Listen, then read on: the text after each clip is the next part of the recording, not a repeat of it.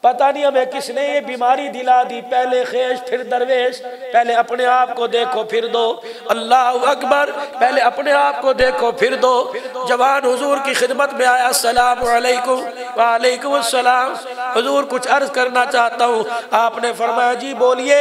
اللہ کے نبی، ماں بیمار ہے، آخری وقت ہے، کہ اپنا لعاب دوں؟ کہ وہ تو دیں گے۔ فرمایا پھر کیا دوں؟ کملی والے ذرا اپنا کرتا مبارک اتار کے دے دو، میری اماں کہہ رہی ہے پیغمبر کا کرتا مجھے مل جائے گا، کفن بنا کے قبر میں لے جاؤں گی، میری دنیا کی زندگی کی نجات ہو جائے گی۔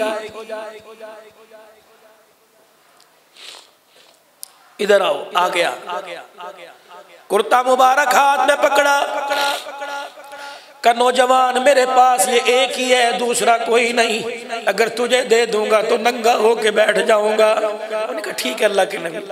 گھر چلا گیا، پھر تھوڑی دیر میں آیا، دروازے کی چوکٹ پہ کھڑا ہو کے حضور کا چہرہ دیکھ رہے۔ آپ نے فرمایا کیا؟ کہ ماں کی نہ مانوں تب ناراض، تیرے سے بحث کروں تب اللہ ناراض۔ آپ نے فرمایا خیر تو ہے؟ کہ اماں کہہ رہی ہے تجھے اللہ اور پہنائے گا، مجھے دے دے، میرا آخری وقت ہے، قبر میں میرا کام بن جائے گا۔ آنکھوں سے آنسو، گریبان مبارک کھولا، کرتا مبارک اتارا، سائل کے ہاتھ میں دے دیا، کہ جا اللہ میرا مالک ہے۔ خود اپنے دونوں ہاتھ اپنی بغلوں میں ڈال کے بیٹھ گئے۔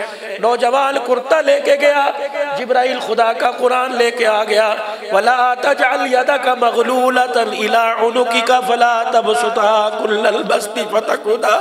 محبوبہ ٹھیک ہے ہم نے آپ کو رحمت للعالمین بنایا، لیکن اتنا بھی نہیں کہا کہ تن کے کپڑے اتار کے دے دو، خود ننگے ہو کے بیٹھ جاؤ۔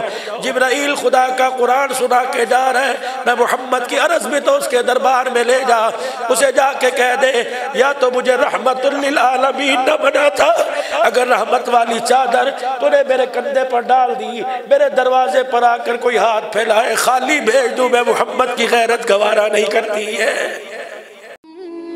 مزید ویڈیوز کے لیے آپ ہمارے فیس بک پیج کو لائک کریں اور ساتھ ہی ہمارے یوٹیوب چینل کو بھی سبسکرائب کریں، تاکہ کسی بھی ناگہانی کی صورت میں آپ کو ہماری ویڈیوز بر وقت مل سکے۔